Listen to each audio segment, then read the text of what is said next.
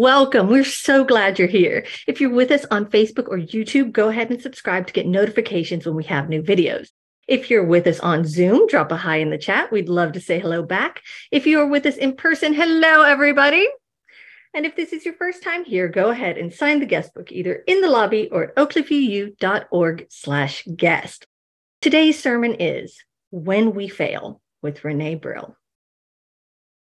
All right, announcements. Join us next Sunday, February 12th from 12:30 to 1:30 as we write postcards to protect trans kids. It's a postcard party. Well, we'll be meeting over in Hope Chapel and writing to our legislators, letting them know exactly what we think about their crappy anti-LGBTQ bills. That's next Sunday at 12:30. Oh, we've got a couple of things happening today after the service. At 2 o'clock, we will be having a worship ministry meeting. That's over in Hope. Gonna brainstorm, get some fun ideas going for future services, right? It's gonna be good times.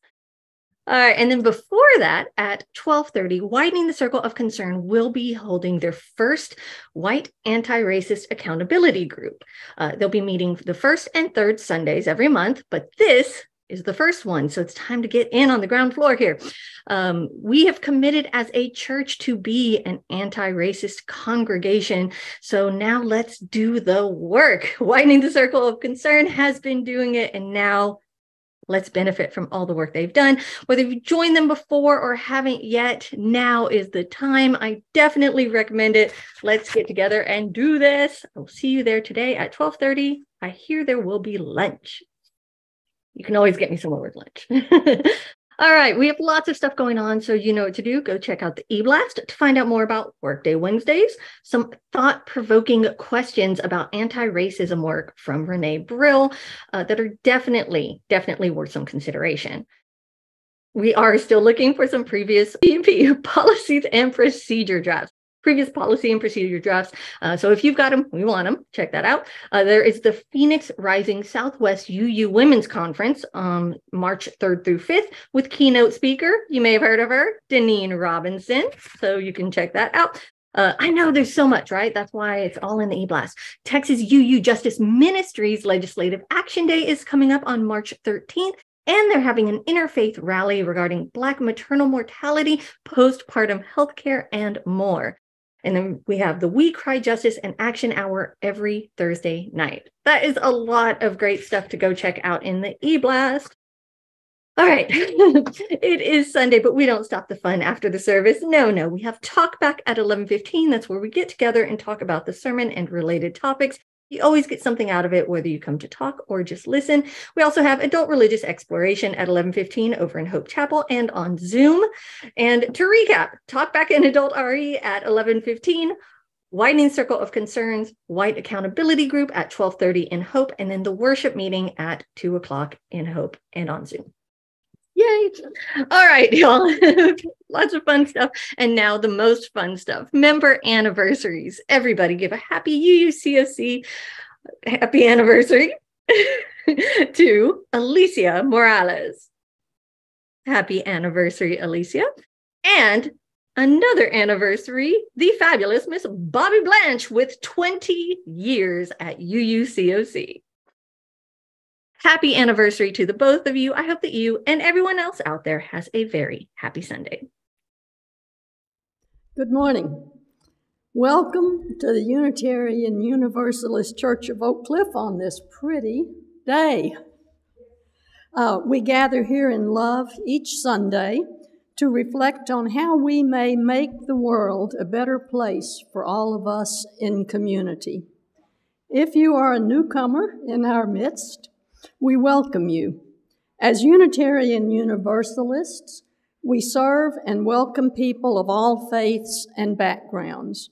We are not a creedal church with a set of beliefs to which we all subscribe. We are more interested in how your spiritual journey and your relationship with the divine inform your life and your relationships. We believe in the inherent worth and dignity of every individual, and we strive for justice, equity, and compassion in human relationships. Let us this morning make church together in love and respect for each other and all that is around us. May the light we now kindle inspire us to use our powers to heal and not to harm, to help and not to hinder, to bless and not to curse, to serve you, Spirit of love, compassion, and forgiveness. Que esta luz que ahora encendemos nos inspire a usar nuestros dones y poderes para sanar y no para herir, para ayudar y no para impedir, para bendecir y no para maldecir, para servirte a ti, Espíritu de amor, compasión y perdón. Spirit of Creative Good by Virginia P. Knowles. Spirit of creative good, be with us when we are afraid. Grant us the courage to do what we have to do. Grant us the peace that passes understanding. When we fail to find courage or peace, may we find compassion for our brothers and sisters who also fail. May we sometimes win the prizes that we fight for, and may we then know both pride and compassion. May we be open to the candor of old age and to the freshness of childhood. May we give good memories. May we receive good memories. May we have faith, O God, be merciful to us and help us to be merciful to one another and to ourselves. Amen. An element of beloved community is connection and mutual support. Thus, each Sunday, we invite you to share your sorrows and concerns either by writing them in the book placed in the entry for that purpose, or by posting them online, for sharing often lightens one's burdens a bit.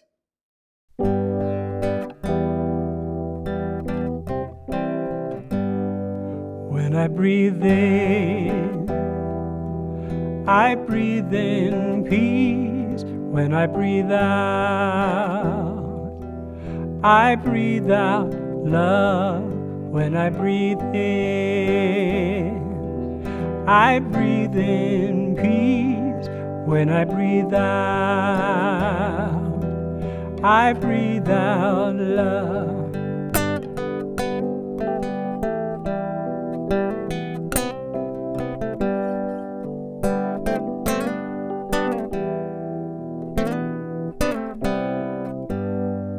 When I breathe in peace. When I breathe out love. When I breathe in peace. When I breathe out love.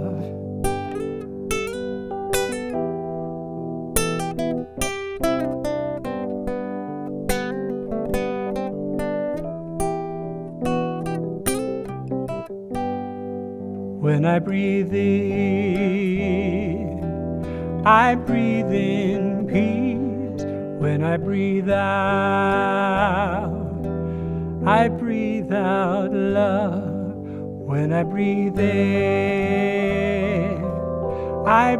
in peace. When I breathe out love.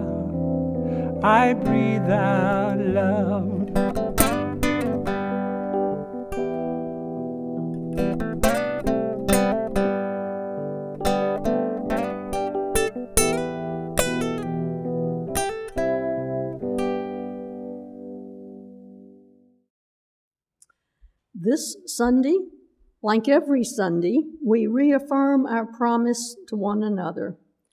Our promise makes clear the call to celebrate. For that which brings you joy, makes you grateful, brings you peace, we, your sacred community, celebrate. We celebrate together and magnify the joy, heighten gratitude, and spread ever-increasing peace. Please share your joys publicly in the Zoom chat or send them to our Facebook Messenger or speak them aloud now.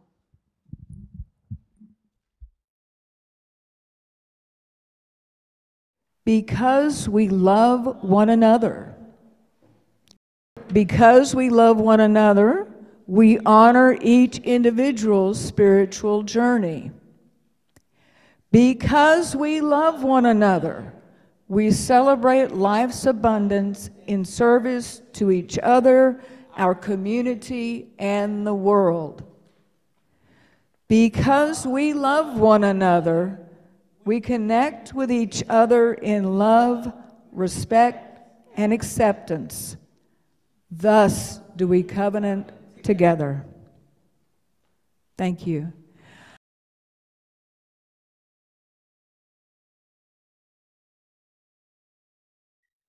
This week, I want to start with a quote I've been thinking about from a documentary called James Baldwin, The Price of the Ticket. It goes like this. I was born here almost 60 years ago. I'm not going to live another 60 years. You always told me it takes time. It's taken my father's time, my mother's time, my uncle's time, my brother's time, and my sister's time, and my niece's time, and my nephew's time.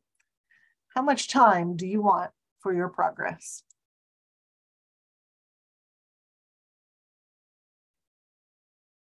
These last few months have been hard and disappointing for many of us. But we've also been gifted with something very precious. The truth. A hard truth, an important truth, and one we have to face and face together in order to become the people that we want to be. This is a truth that we, the white identified members of our community, have not been willing to see and have been trying to explain away in various ways for a long time. I'm not going to repeat any of those half-baked explanations now because with the fullness of hindsight and time and the truth, they are offensive. And I believe that Unitarian Universalists of color have heard enough of our excuses and rationalizations and bargaining with why so many of our congregations are so white.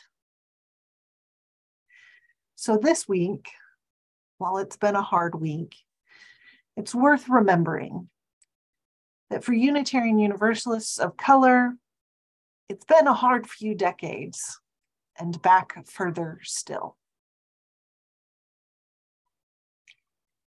Ibram X. Kendi talks about recovery from white supremacy culture like recovery from an addiction, that it requires constant self-evaluation and starts with an admission that you have a problem. And that's where I want to start today. I want to talk about the problem.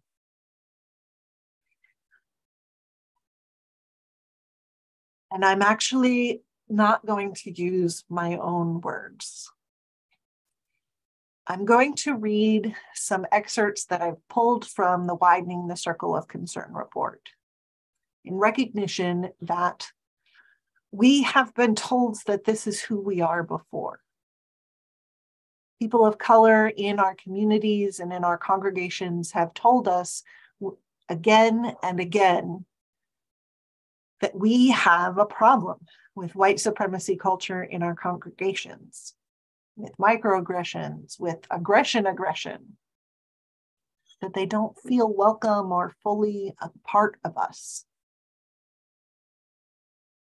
And so, as we have heard this before, let us hear it again. we continue to attract a greater diversity of people and to retain a very small percentage of those who do not match the resourced, white, aging majority within our congregation. So it's not that we don't attract diverse visitors. We do. We are not diverse because people leave when we harm them. That the white majority refusal to acknowledge and accept the firsthand knowledge that people of color, Indigenous, and other marginalized groups face within our frames is maddening to those of us who experience it over and over among us.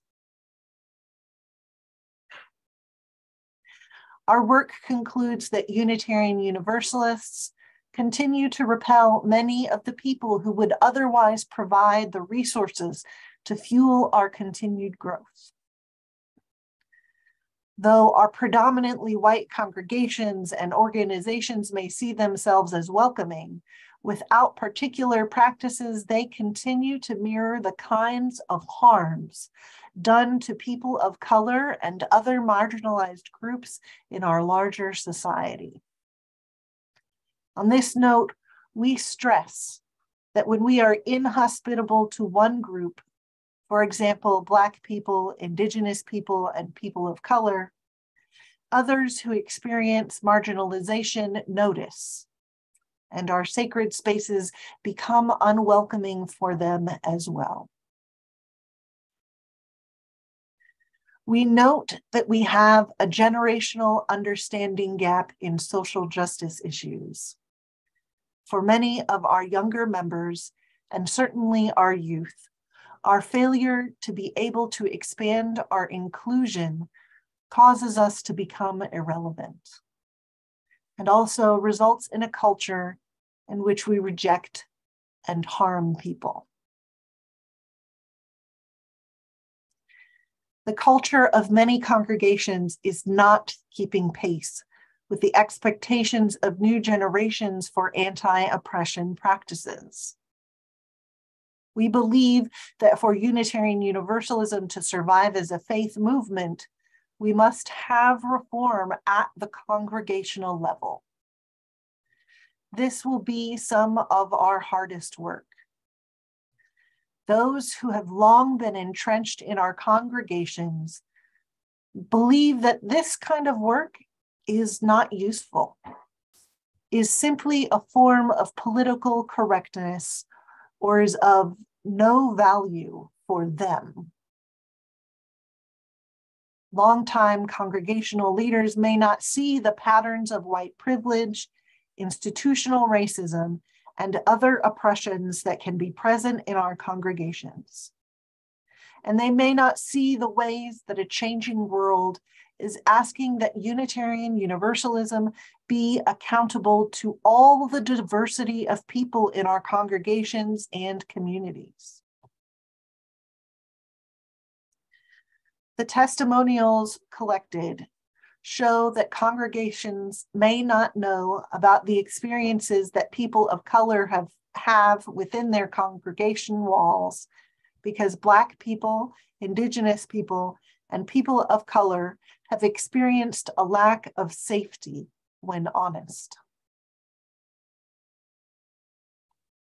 It is urgent that we recognize that those among the newer generations and marginalized identities represented in Unitarian Universalism have begun to lose hope that our congregations will ever choose to change. These communities and individuals are therefore less willing to continue to give of their time, energy, resources, and emotional labor in order to do the work of teaching and leading for an internal justice at the congregational level. Will our congregation choose to change? I think that we want to say yes. And I think that we need to commit significant resources for us to do that. It is so important. And the people of color in our community shouldn't have to wait any longer. They shouldn't have had to wait this long to begin with. Let's make this our biggest priority because it is so important. We can do so much good when we love fully, when we welcome and include fully. It is the people who we want to be. There is good news here at the start of the journey to becoming an anti-racist peoples. This work of anti-racism, of self-evaluation, of honest truth-telling and truth-seeking is transformative work. It is joyous. It is work that helps us become closer to one another and closer to who we long to be. And it brings us closer to the world we want to see. The Widening the Circle of Concern report also has this to say. This form of creative, faithful engagement is joyous when it is done in a spirit of aspiration to deepening our spiritual commitments. It can also be heartbreaking. And much of that heartbreak comes from the fact that we often spend most of our time talking about whether we even have a problem. Again.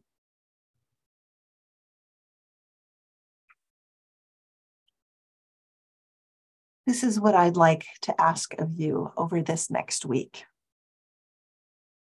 If you're white identifying, how much more can you add to your life right now?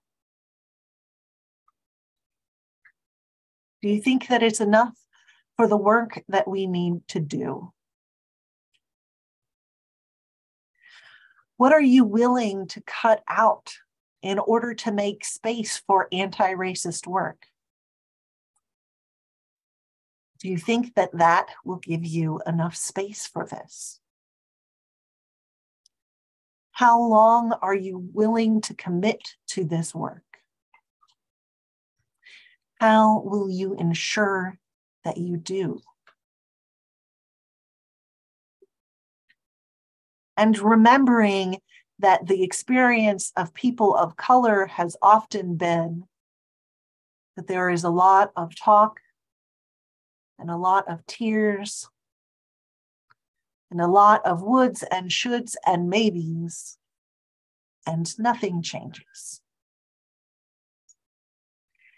How would it feel for you to tell the answers to these questions to a person of color? Do you want to change any of your answers? How do you think it would be? How do you think it would feel to be a person of color listening to your answers? Do you want to change any of your answers? Again, please don't ask people of color to do the emotional labor of helping you answer these questions. Do not give up hope and do not quit.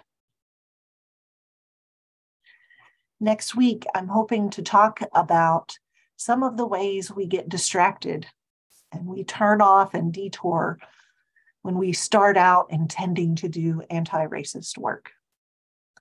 And hopefully together we can avoid taking those detours and stay on the path to becoming the people who we long to be. If you are a person of color, I reaffirm my commitment to building a beloved community that feeds your spirit and celebrates you for all that you are. I'm lucky to have you, and I hope we will be in community together. for long days to come. Amen, Ashe, and blessed be.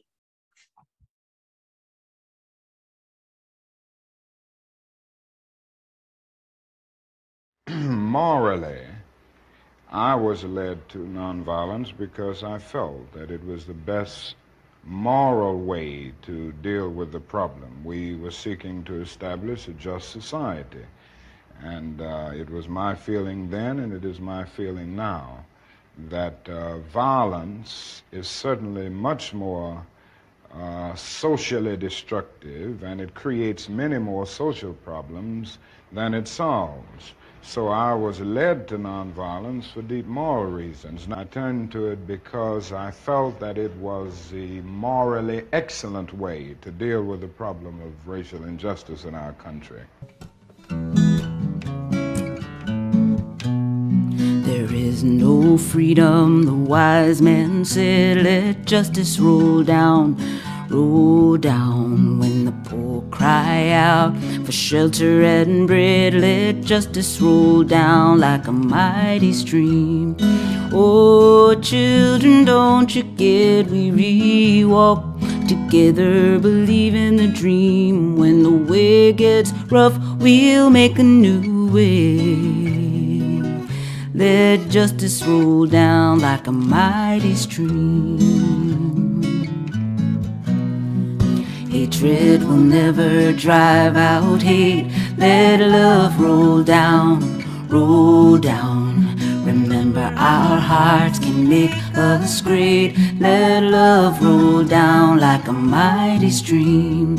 Oh, children, don't you get weary, walk together, believe in the dream. When the way gets rough, we'll make a new way. And let your love roll down like a mighty stream. When brutality threatens our daughters and sons, let peace roll down, roll down. May our voices rise up louder than the guns. Let peace roll down like a mighty stream.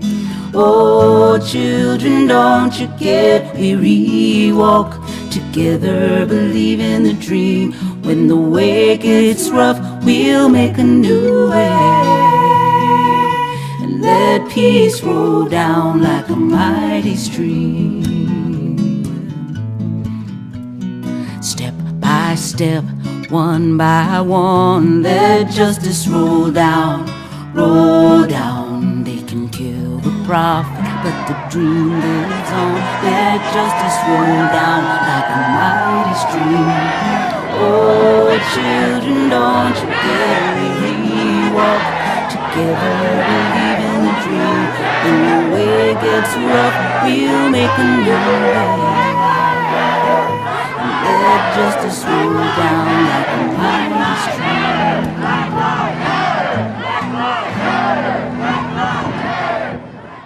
I turned to it because I felt that it was the morally excellent way to deal with the problem of racial injustice in our country. Join me in reciting the Widening the Circle of Concern covenant. We, the Unitarian Universalist Church of Oak Cliff, commit ourselves to the study and dismantling of racism and oppression within our congregation. We commit our congregation and ourselves to the work of anti-racism and anti-oppression. We commit ourselves to listening, to learning, and to action. When we fail, we commit ourselves to trying again and again. We covenant to begin this work and to continue until all of us can truly say that we are a beloved community of justice, equity, and compassion. Thank you.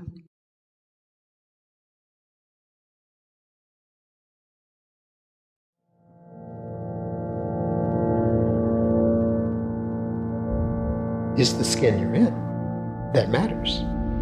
You are consciously aware of being a Black person in America.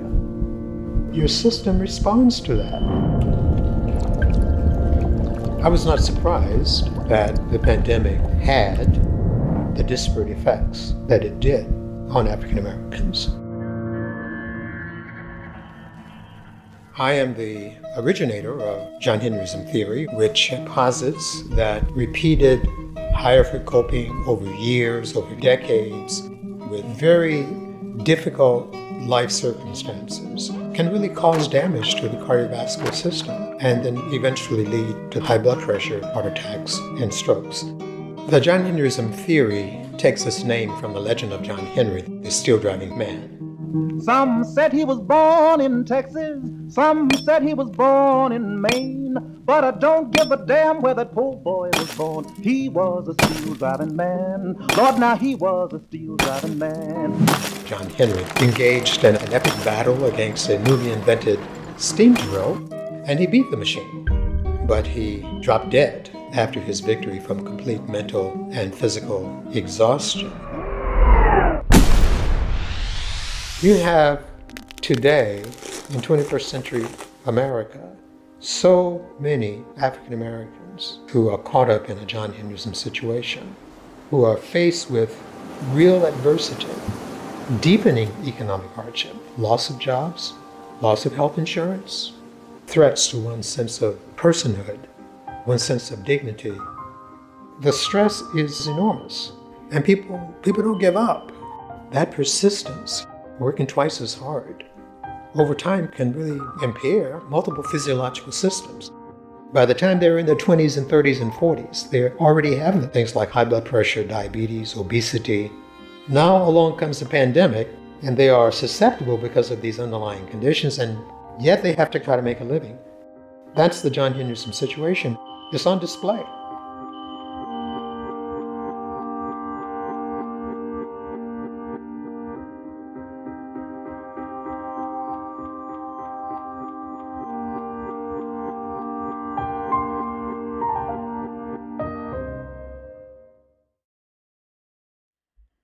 Let us be grateful that here we are a part of something larger than ourselves.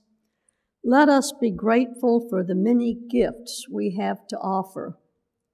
Let us be grateful for the opportunity to exhibit a generosity of spirit in support of this place that we hold dear. If you are contributing cash towards your pledge, please use the envelope provided and write your name on it. To text your donation, dial 214-225-5996. For more options, see www.oakcliffuu.org/donate.